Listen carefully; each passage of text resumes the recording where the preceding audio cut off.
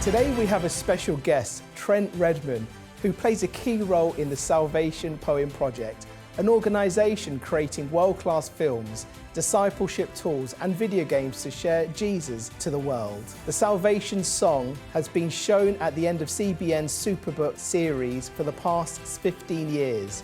It has been sung by over 150 million people just in the past 1 year alone. Today, Trent is heading up the Christian animation film called Light of the World, which is brought to us by the Salvation Poem Project. It brings a story of Jesus Christ to life in stunning 2D animation.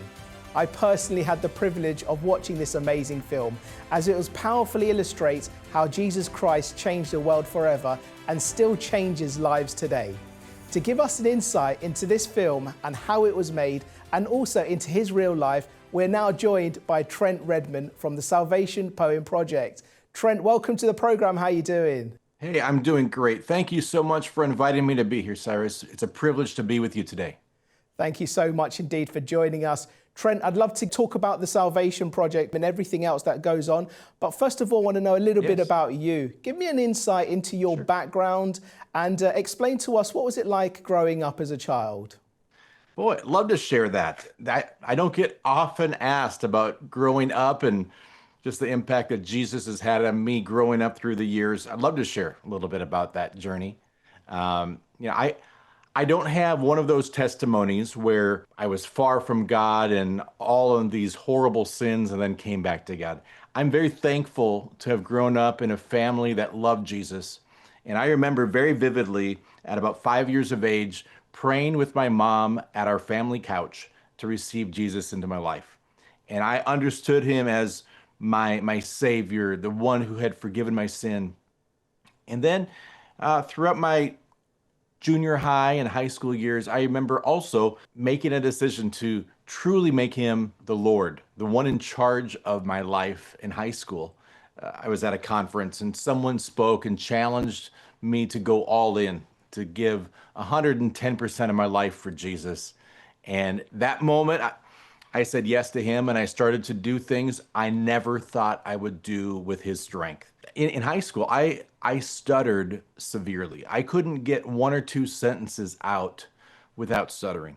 So in high school, when I felt God challenging me to start a Bible club in my high school, I felt like there's no way. I would be deathly afraid of speaking to 10, 20 people in a room about Jesus. And that was so outside of my comfort zone. But I remember taking some steps and trusting him to do that. And it was a very formative time for me. At the same time, I was working at a TV station in high school. I was doing studio camera operator work, dreaming of being in the control room and being the switcher producer, and learning to edit back in the day of 3/4 inch tape, and just developing my love for video production. But this idea of speaking for the Lord and having a small group with teenagers and working through that in the midst of my stuttering condition was so challenging. I remember really feeling God drawing me into vocational ministry, and yet at the same time fighting this crippling fear of being in front of people. I love behind the scenes. I loved having the opportunity to be behind the soundboard, but I felt that the Lord was saying, no, you need to also be in front of people and sharing my love for them in a different way. When you were 5 years old is when you really started to really gather and maintain that relationship with Jesus Christ, and that's where it all really began for you. How important was it, do you think, during the school years as well, as having a relationship with Christ with all the obstacles and everything you were going through, maybe at that very, very young age, and he was there to give you that strength? Yeah. Just give us an insight as a child. It was a different day back then than for my kids growing up in school, but I have 5 wonderful children, and the school system today is different than it was when I was growing up. But for me, even in those early years, when I was going through middle school, high school especially, I remember in middle school having to deal with a little bit of persecution. Now, I know that it is way different in America than other parts of the world, but I remember bringing my Bible to school with me, and I would be reading my Bible during free time in my history class.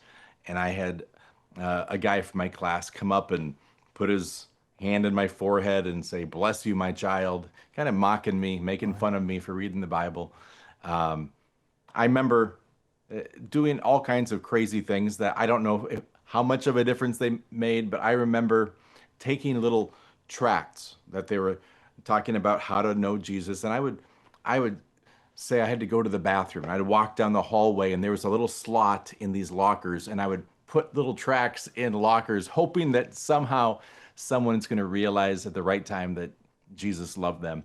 And I did, even in the bathroom, in the toilet paper roll, I would hide one of those tracks that maybe someone needed some good reading material while they were using the restroom, and maybe they'd learn more about Jesus, because I was so afraid to talk to people in person. But it was my first step in wanting to help people to know just how powerful a relationship with Jesus could be for them. Why was that important for you? Why was it so much on your heart to get other people to be close to Jesus Christ and to know Jesus Christ, especially at that young age? There was just this reality of even at a young age of trying to determine what is the purpose of it all. What's the meaning of life? I was so young, and yet I was maybe an old soul in my heart of already realizing truly I was made for something more than just existing and just eventually having a job and that type of thing. And there was this desire to help other people to know that they were created on purpose, that God truly does have a plan for their lives. And I wanted to be part of sharing that story. I was so thankful to have a wonderful children's pastor in my life growing up as a kid, because I was, like I said, very shy. They found a place for me. I was involved in the sound system in kids' church, finding a way to be involved on a church puppet team and sharing the message of Jesus. And there was such joy that came from the moment when I would see someone else understand that their life was made on purpose, that God had a plan for them to be on this planet. And when they realized that there was a loving creator who came down to earth and was willing to take their sin upon himself so that we could be made sinless in the eyes of God. When I saw people understand that message and live differently because of that, it became such a motivating impact for my life. I realized there's nothing that I want to do more than to help people understand God's love for them. You mentioned in your class some of the other children were mocking you in certain ways, and maybe they weren't quite believing your faith as well in the way that you were. What was that like for you?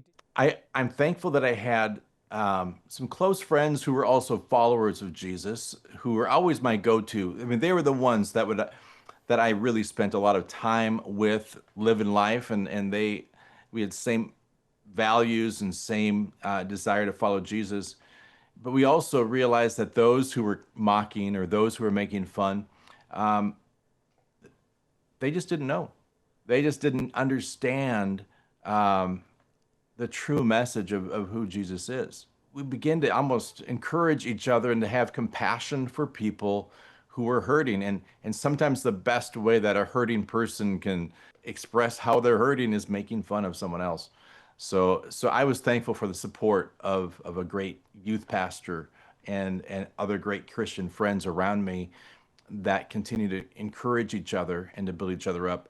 There was another student who was leading a Bible club in another high school. So we would get together and encourage each other. And we just realized that part of following Jesus is that you got to realize people don't always understand, and they may make fun until they realize just the huge difference it makes when you live a life fully surrendered to Jesus. Are there any little testimonies that you can share of those children who were mocking you actually came close to Christ because of you and you were their example for them? One cool moment I think of was was in middle school. I was at the time in a choir in our middle school, and the guy next to me, he just didn't like understand following Jesus. And I remember him asking me this. He said, "Trent, why is it that you're smiling all the time? Why is it that you've?" I mean, he was saying, "Why do you get joy inside?" And so I invited him to come to church eventually, and it was so cool where eventually he this all made sense to him. And he gave his life to following Jesus. And I remember that night after that happened, because we were in a church service and he responded to follow Jesus. There was this levity in my heart, this excitement of seeing someone else take this step. It was such a great moment to see my friend who gave me a ride to school every day. Actually, he was the one who picked me up in high school eventually. But having him have that first step and having him from the very beginning, not understanding why, but just seeing that there's truly a joy that happens when you're following Jesus. And he experienced the same thing after he said, "Okay, I understand now. I get it. Jesus died for me. I want to live for him." And to live life without that burden of all the anxieties and all the heaviness of life, and being able to put those on, to cast those aside and follow Jesus made all the difference. And there's great joy in seeing that transformation happen. You talked about being part of a church community and a youth pastor and such things, who was a big part of that journey for you as well. What is your take on the youth of today? What is your opinion? What is the state of the youth that we're living in today? Part of my story, and we'll get there, but I worked at a Christian university up until about 5 years ago, after a lifetime of pastoral ministry. But during those 5 years, I spent a lot of time with some college students, and I was so impressed about their desire to take Jesus to the world. And I know there's a lot of people who are currently trying to figure out their faith and walking away from faith and just reimagining faith. But those that get it, those college students that I begin to spend time with, I believe that they are going to be the leaders of today in churches all across the world. And they are believing God for things that my generation didn't even believe for. With the advent of technology, with the ways that people can influence culture through technology, and some of the dreams that they have of becoming master disciple makers and influencers for Jesus, I left my position there feeling so excited about the future, because I see a passion and a desire to do things for Jesus in a way that I didn't even see in my generation, because they believe they're called to do it and they're going to actually do it. So I'm very encouraged. I do know it's very challenging right now, as my kids have gone through high school, middle school, elementary school, and to see the amount of anxiety, the amount of depression, the amount of heartache that students are experiencing today truly is overwhelming. There is such a need for hope. There is such a need for a fresh start for those that are hurting desperately. But even in the midst of all of that, I'm seeing those that are turning to Jesus becoming so passionate and so excited to share what they have learned with the next generation. You and your lovely wife have 5 wonderful children. From your perspective as a father and as a parent, what is your perspective of the youth today? You mentioned they're suffering from mental health issues. How do we really reach those young people? How can we give hope to those young people today? Yeah, boy, that's a great question. What I've found, the most effective thing, the most powerful way to impact someone is with time. What I found for me is when I take the time to invest my life into someone else who's younger than me, boy, I get so much more back than I ever give to them. I have found that the old school approach to disciple making, of living life with someone, makes a huge impact. I remember one summer not too long ago, we invited a college student to live with us for the summer. And boy, that was fantastic. Being able to have all of these moments that happen, not just during a church service, but while you're going to the grocery store, while you're on a drive, late at night when when you're, sitting down and having popcorn together and some big questions come up. Those moments are incredible disciple making moments that just happen, just flow out of natural life. And so although I love technology and I love all of the different ways that we get to use technology to advance the kingdom of God, nothing will replace life on life impact and life on life transformation that comes from just spending time together, asking questions, having a lot of listening and less talking to understand where people are at before we give the advice of what we think should happen or where they should go or what they should do. Taking adequate time to just be with people, hear their heart, discover what they're going through, and be that safe place for them to go and to find encouragement and ultimately find their encouragement in the Lord because they're spending time with you. Imagine there's a parent who's watching us today and they've got teenage children or a child who is going through mental health issues. Maybe that child isn't communicating or talking to that parent and explaining their emotions. What advice can we give to the parent today to help that child to open up and trust in the parent? That's really good. What I've found is that I need to adjust my schedule to when my children want to speak to me. It's not on my schedule often. We love having devotion time in our family. We'll come together and read Bible and may pray together. And those are important. But I've also found that there are moments that my kids are really ready to talk. And it's not moments that are convenient for me. It's often I'm tired, I want to go to bed, and I'm realizing my kids are ready to talk. There have been moments where I've tucked my kids in at night and I can just sense there's a moment that they're wanting to talk. And even though I'm tired, this is the time that they're ready. This is the time that they're wanting to share. And so being sensitive to listen on their schedule and not on my schedule. And I think that it's very important to create a safe place for our kids to share with us.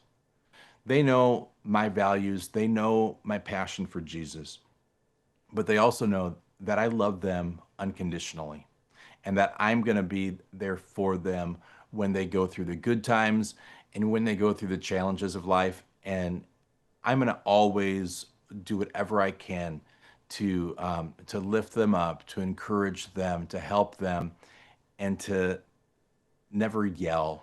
I mean, obviously, as a parent, I have yelled, when the timing's right, that I'm going to be there and realize that my emotions need to be in check as a parent. Because there are times when things can just, as a parent, you get passionate about things, but realize those need to be very few and far between. And you need to be the kind of person that your kids can come to, and they know that it's a safe listening ear, and that speaks dividends when those times are right, where they really want to talk about the deep things. You're giving some wonderful parenting advice as well to our viewers, so we really do appreciate that, Trent. Tell us, what was your childhood like? What was the parenting? What were your parents like? Were they very close to you and very hands-on with you as well? Yeah, I was blessed with amazing parents, parents that gave so much trust to me. They let me, really explore the world. I think about how now a lot of parents are very hovering and very protective. My parents, they let me. We had a little creek across the street from where I lived, and we'd go down there. We'd spend hours just exploring with friends, and we'd map out the areas. I had some great friends. We were allowed to be with them as much as we wanted to. I didn't ever have like a curfew. I had to be home at certain times. They just expected me to call and let them know where I was at. And so there's a lot of freedom that was given, a lot of trust. And with that trust came a lot of responsibility. But they really allowed me to live life and to grow in my walk with Jesus.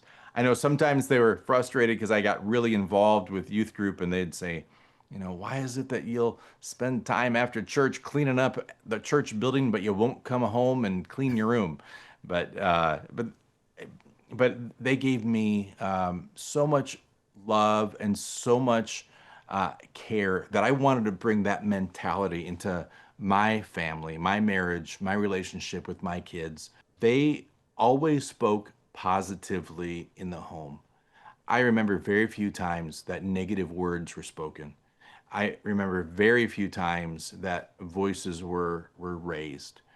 Instead, the focus was on encouraging each other and building each other up. And it was an amazing family to grow up in. And I know many people don't get a chance to experience that. They have abuse of some sort or another that have happened within their families. And my heart just goes out to them, because sometimes their view of parents and their view of God get mixed up, and their demanding, perfectionistic parents make it so they can't understand a loving and accepting and holy God.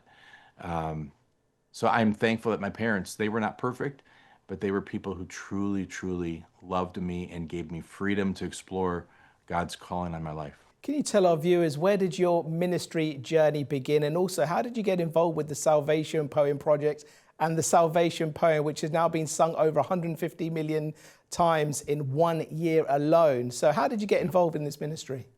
Just the quick thumbnail sketch: after high school, I did end up going to Bible college, became a pastor. For the first 7 years of my ministry, I was a youth pastor, spent time with teenagers, developing a youth ministry in the northern part of the United States, and just had a phenomenal time. I remember one night during an all-night lock-in at a gym, my wife and I, we looked at each other and we thought, well, maybe God's calling us to work with adults, because I mean, youth ministry, man, that's a tough, wonderful time, but boy, those all-nighters started to get to us. So we began to pray and we asked God, what's next for us? And that began a journey of church planting. So we started a church in a city that we had never been in, and we spent 15 years developing a church. And it was quite the journey. I mean, everywhere from trusting God for finances. We had to raise about $150,000 for equipment, just to launch a church in a portable setting. And I remember raising a good amount of those funds, but we were about $30,000 short, and putting that last $30,000 on a personal credit card and seeing God come through. I don't recommend doing it that way, but we saw hundreds of people come to Christ, and we would do community outreaches where we would have thousands and thousands of people come to some fun events that we would do in the community. And so we did that for 15 years. Then our church became a campus of a multi-site church. And this multi-site church at the time was about 8,000 people.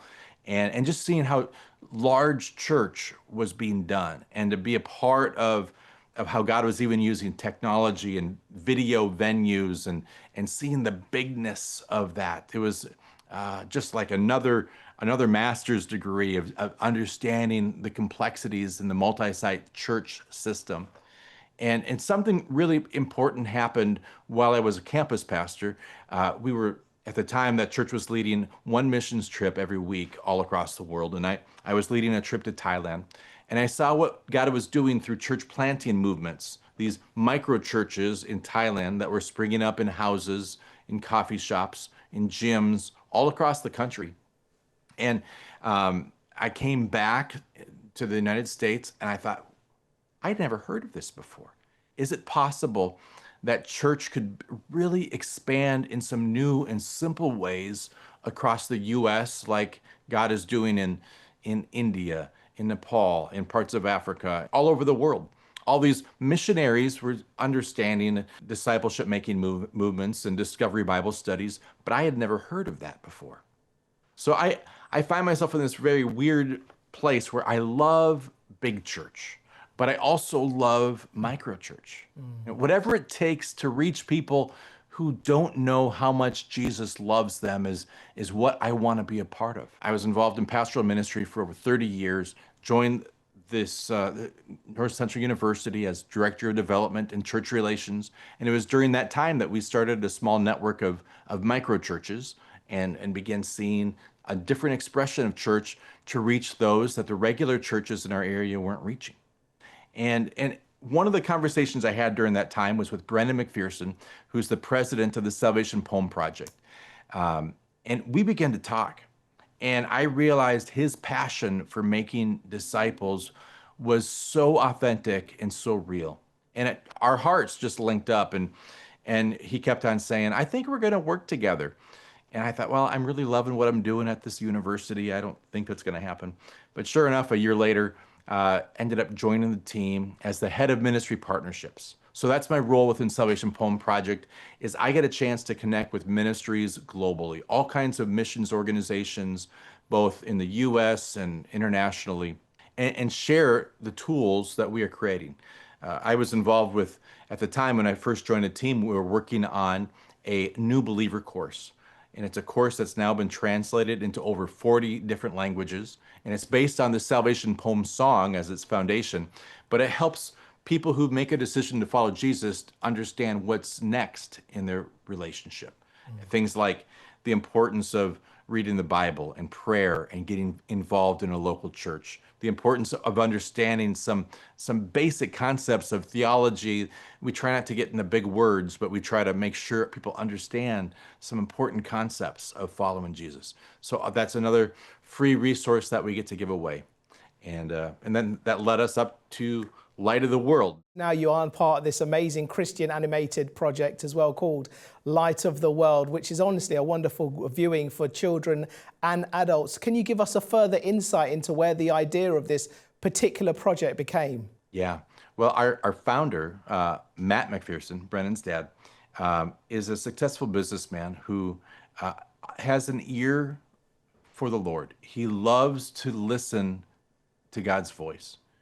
And he felt the Lord had placed on his heart to create a film sharing the story of Jesus years ago. And that was on his heart. And we had recently hired on John Schaefer. John Schaefer is the producer of Superbook for CBN for all these years and had done many, many, many episodes and has such a gifting for making the Bible come to life through animation. When Matt and John and his son were getting together for breakfast one day, this idea came back to him. He said, I think we're supposed to make a film depicting the life of Jesus, and I think we should do it through animation. And so John got some numbers together and realized probably cost around $20 million to make a film like this. And Matt said, we need to do this. This is something that is so important for this world to have as a tool for ministries. And originally, it wasn't even created to go into theaters in the US. Originally, the original concept was, let's create something that ministries can use to share the story of Jesus. But as we began to talk to some of our ministry partners and we realized the need of having a high quality film like this, we also realized how much value there is by having Hollywood give it stamp of approval and realizing the excellence of this film and how it's going to be used globally, because it's now going to be going through a theatrical release in the US. And right now we have plans for international launches in over 27 countries as well. At the beginning of Light of the World film, it starts with the verse from John 3:16 on how God so loved the world. What does this particular verse mean to you? Excellent. It's just the capstone of the book of John. I love the fact that in a world where people feel as if God doesn't care, that God doesn't love, the first words, God so loved the world. There's such a need for people to come back to the understanding that there is a creator, that God truly does love this world so much that he gave his only begotten son. And for me personally, I remember as a 5-year-old child still at the moment. I mean, part of the story was while I was on that couch. I was sick. I was just a normal flu, but I was pretty bad with the flu. And I thought, I wonder what happens when you die. And I remember the fear of not knowing what eternity held. But when I understood that God loved me so much, that he gave his son to die for me, and I prayed that sinner's prayer with my mom, the peace that came over me was powerful. So that verse reminds me of the peace that God gives because of what Jesus did for us on the cross, and it changes everything. So that's why I love how this film starts with that verse, and then it unpacks how much God loves us through Jesus all throughout the film. I love that. Within the film, we see John, the little boy, trying everything he can to find the money for his father's debt. John has a desire and a willingness to do absolutely everything and anything to help his father. What message does this give to the youth of today, do you think? We wanted to convey John as a child who truly did have a respect and a love for his parents. In media these days, fathers and mothers aren't often shown as respectable and as parents that are truly parents who love their children and parents being respected by their children. And we wanted John to have that kind of relationship where he gives his mom a hug and a kiss, but there's still a respect that's there. So in the midst of the playfulness of this film, I love how there is this real relationship that is shown so clearly between a child and his parents, and just some of the tensions that are there, just in culture, dealing with paying taxes, dealing with just having daily needs met and the importance of that. The storyline draws people in early and keeps them engaged all the way through John meeting Jesus and experiencing Jesus firsthand. What I love most about this film is that people all across this planet are going to see Jesus through the eyes of a young disciple John. And I believe they're going to fall in love with Jesus just like John does in this film. Within the film, Jesus says to change the world, we need both faithful hearts and a strong foundation, a rock with those we can build something great. What does this particularly mean to you? That's good. Yeah, because in the film, talking about two different disciples, talking about Peter, talking about John. Yeah. But it's also so true in the team of people that God brings together to accomplish his mission. I love the fact that we don't have to look and be exactly like someone else for God to use us.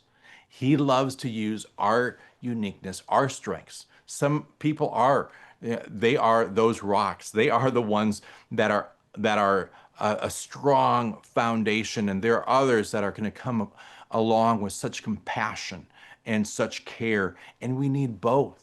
If we're going to see the kingdom of God continue to advance, we need to be, another passage in the Bible talks in being really as wise as serpents, innocent as doves. We need to have that kind of understanding where we are willing to have this innocence about us, at the same time understanding that this world is oftentimes not a safe place to be, and we need to continue to move forward, even in the midst of difficulty, because the mission demands it. For anyone hearing about Jesus Christ today for the very first time, maybe they're going through some difficulties and obstacles in their own personal lives. In simple terms, how would you explain your own personal relationship with Jesus Christ, and how has he helped you to overcome obstacles in your own life? For me, in simple terms, he is the friend that is closer than any other family member. He is the one that I get to turn to when no one else understands. He is the one that is going to give peace in the midst of the storms of life. Because maybe what I've found is that people often come to Christ when they are going through a storm. During the peaceful times, during the times when all the finances are there, during the times when we're all healthy, people don't turn to Jesus because they're kind of self-sufficient and they think I can handle this on my own. Yeah. But every single one of us will at some point in our lives go through a storm. And what I've found in my life personally is that he is the one who is always there when everyone else leaves, when the night gets the darkest, when the storm is howling at its worst. He is there for us in the midst of the storm like no one else can be. And he's the one, the Bible talks about, he provides peace beyond comprehension, beyond our understanding. And I found that to be true.